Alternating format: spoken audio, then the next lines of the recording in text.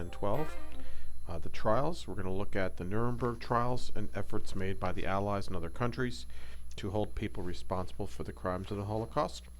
We'll look at some of the trials that occurred after Nuremberg. We'll also look at this idea of self-deception and its role in the Holocaust. And we'll also talk about Adolf Eichmann, what he did, the banality of evil, and ultimately his kidnap and trial back in Israel. So let's continue with Learning Plan 12, the trials. So grotesque and preposterous are the principal characters in this galaxy of clowns and crooks that none but a thrice double ass could have taken them for rulers.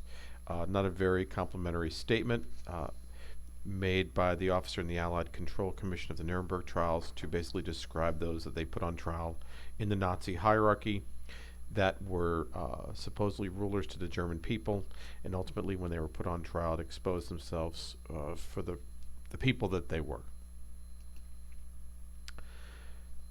Let's talk about the war crimes trials. As early as the winter of 42, governments of this country, Soviet Union, Great Britain, said that they were going to punish Nazi war criminals once the war was over. By the winter of 1942, it becomes pretty clear that the Germans are going to lose the war. On December 1942, December 17th, the leaders of the nations issued the first joint declaration officially recognizing the mass murder of European Jews, resolving to prosecute those responsible. And after the war ended, both international and domestic courts put war criminals on trial. And this was relatively new. This had never happened before after war. People had not been put on trial in an international community for crimes committed during war. And this is a map kind of showing all the different places that this occurred, and you can see it was a large number of war crimes trials held between 1943 and 1947. Major war criminals were punished by joint decisions of the Allied governments. Leading German officials were tried before the International Military Tribunal in Nuremberg, which are better known as the Nuremberg trials, but the actual official name was International Military Tribunal.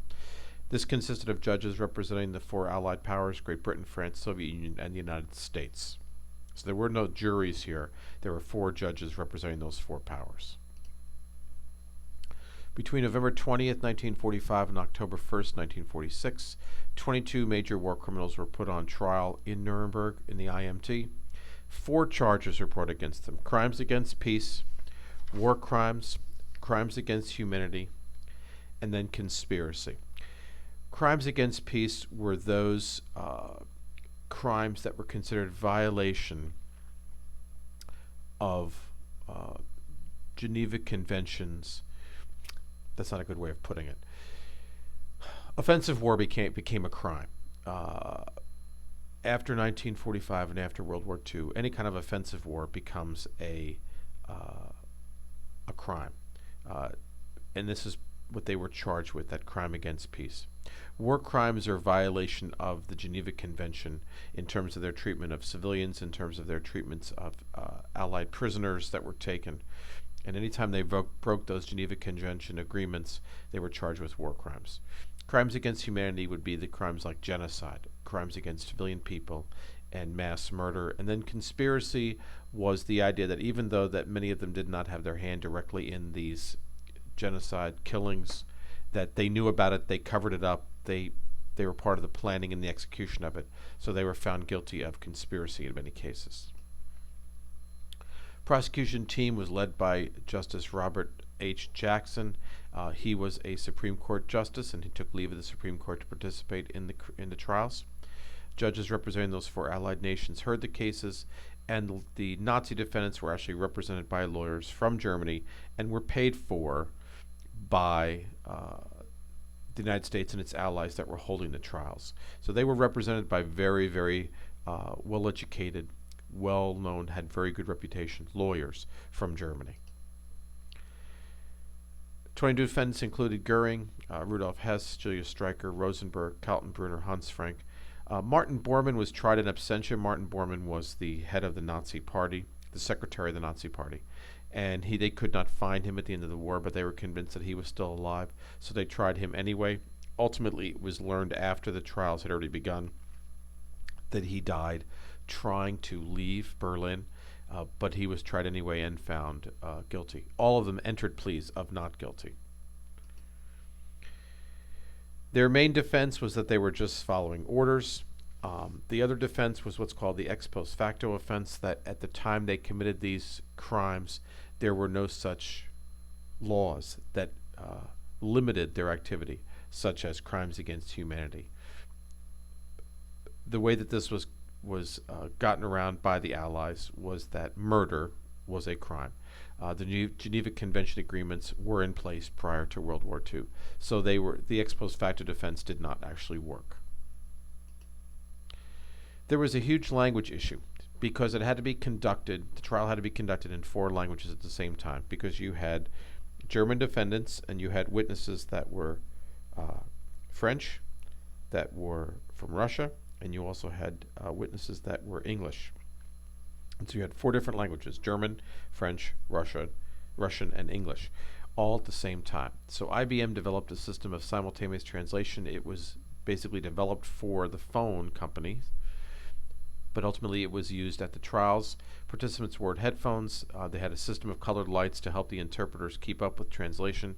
If I was speaking as a witness or as a defendant, the person that would be listening would be translating it into the headphones of, say, Justice Jackson, so the defendant could speak German, and then Jackson would hear it in English, because there would be a simultaneous translation.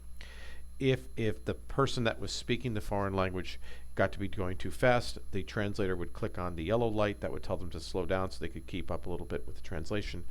And if they got totally way ahead, they would hit the red light, and that would tell the defendant or the speaker to stop, so that the translator could keep up with the translation. 19 of the people put on trial were found guilty. 12 were sentenced to death by hanging. 3 were sentenced to life imprisonment in Spandau prison, and 4 got various prison terms ranging from 5 years to 20 years. 3 were actually acquitted on all charges, that there was not enough evidence to find them guilty. Goering was found guilty and sentenced to death, but he committed suicide before the death sentence could be carried out. Martin Bormann was also sentenced to death, but he died trying to leave Berlin prior to the trials. Rudolf Hess was given life in prison. Ultimately, he committed suicide in Spandau prison on August 17, 1987, at the age of 93. And then after his death, the prison was actually demolished. The Spandau prison was in the basement of the Nuremberg building where the trials were actually held. Rudolf Hess was found guilty but not sentenced to death, because at the time of most of these crimes, he was in a British jail. Hitler had put a contract out on his life, so Hess found out about it. Hess fled to England, turned himself in for basically protection, and spent most of the war in a prison in Great Britain. So when he was returned back to Germany for trial, he pretended to be insane, which did not work, did not fool anybody. But ultimately, he was found guilty but not sentenced to death because of his absence during most of the crimes. He was found guilty of conspiracy because he was part of the Nazi regime, but he was not found guilty of most of the more serious crimes against humanity. The overall majority of the post-1945 war crimes trials, however, involved lower-level officials and officers. Among them were the concentration camp guards, the commandant's police officers, the Einsatzgruppen, and doctors and medical experiments, and so on. These trials were held in military courts in British, American, French, Soviet zones of occupied Germany and Austria, and also in Italy. They were also tried by the courts of other countries where they'd committed crimes. So this legal action against the criminals did go on, but mostly involved lower-level people. The United States and its allies did have a plan called denazification, that they were going to put 100,000 Germans on trial. And both the German Federal Republic, West Germany, and East Germany did continue to hold trial against defendants. But however, because of the Cold War, the United States and Great Britain withdrew much of their support for these trials because they were afraid of losing the German people to the Soviet side. They wanted to keep democracy strong in West Germany, and ultimately decided that it was better to not put these people on trial and not risk alienating the German people. So many war criminals were never brought to trial or were never punished because of that fear, because of the Cold War. So then the question is posed, was justice really served, since so few people were actually put on trial? Considering how many were actually part of this conspiracy, considering how many people were actually involved in the Holocaust. It's a tough question to ask. Part of your homework assignment this week looks at this idea of self-deception, because it really seems a way to better understand both the people that perpetrated the crimes against humanity and also the people that witnessed what was happening. Self-deception serves to soothe one's conscience. If they can believe the lie, if they can lie to themselves about what's really happening, it can basically remove some of that guilt. And that belief change comes because the lie is repeated over and over and over again. When we've heard this quote before from the Minister of Propaganda, Joseph Goebbels, that in fact the more you repeat a lie, the more people believe it, and this is true. Also, there's this idea of dissonance theory, which we'll talk a little bit about. When faced with inconsistencies and contradictions in behavior, people are likely to change their attitudes and beliefs because they can't have the two things at the same time. And so rather than change their change this other thing, this behavior, they change the belief about the behavior to basically be able to accept the behavior as being okay. The behavior can't be undone, so it's easier to adjust the belief to match the inconsistent behavior.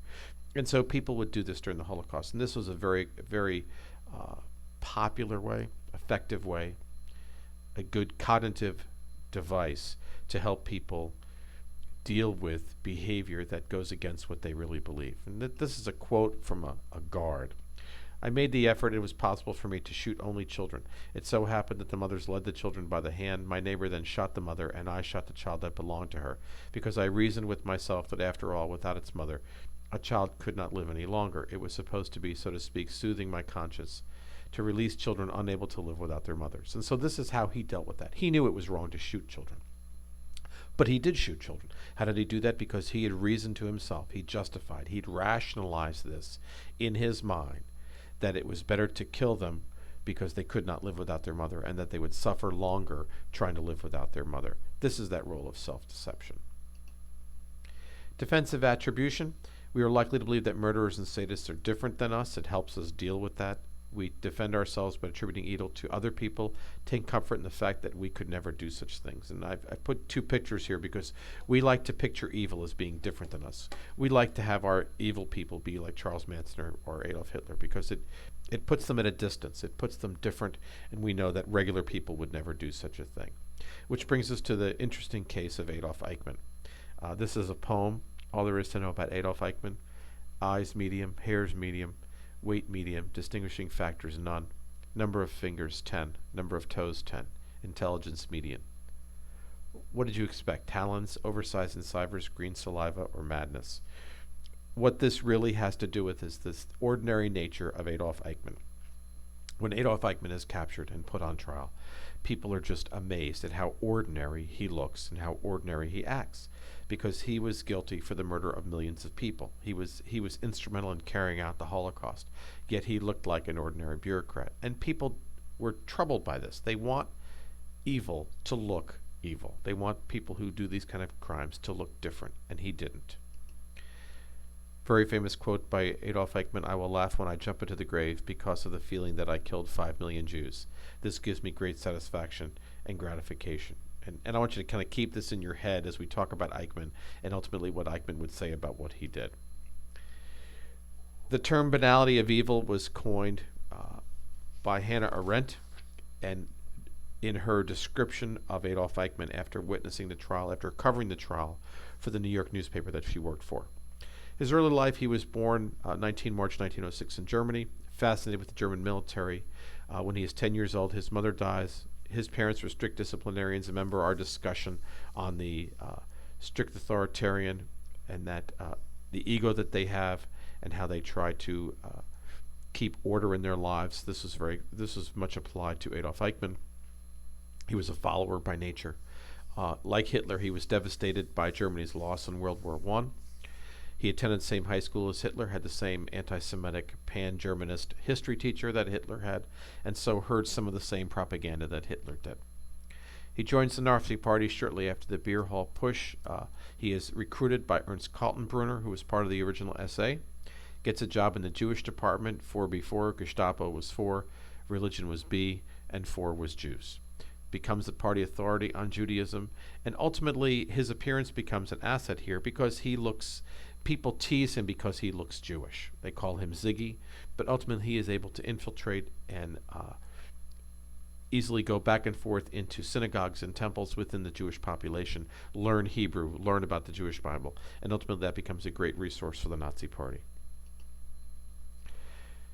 His role in the Holocaust and the unification of Austria and Germany in March of 1938, under Eichmann's direction, they taxed the wealthy Austrian Jews to finance the deportation of the poor Jews. Once immigration becomes more difficult, Madagascar is considered a solution. He travels to Madagascar, but abandons that idea of 1941. And in August of 1941, he visits Auschwitz to investigate the idea of gassing. Following that, in January 1942, the Wannsee Conference is held. He organized the conference, recorded the minutes. He ultimately becomes the man in charge of the deportation. He organizes that, hides the real purpose in the rest of the world, and ultimately is in charge of the death camp system. He encouraged speeding up the disposal rates of Jews at Auschwitz from 10,000 to 12,000 a day, and was instrumental in upping the immigration deportation program to Auschwitz during the Hungarian Holocaust. Between May and August of 1944, Eichmann personally supervises the deportation of 475,000 Hungarian Jews to the death camps. He ultimately would go there because he did not feel it was going fast enough. By his own admission, 6 million Jews were destroyed in 1944.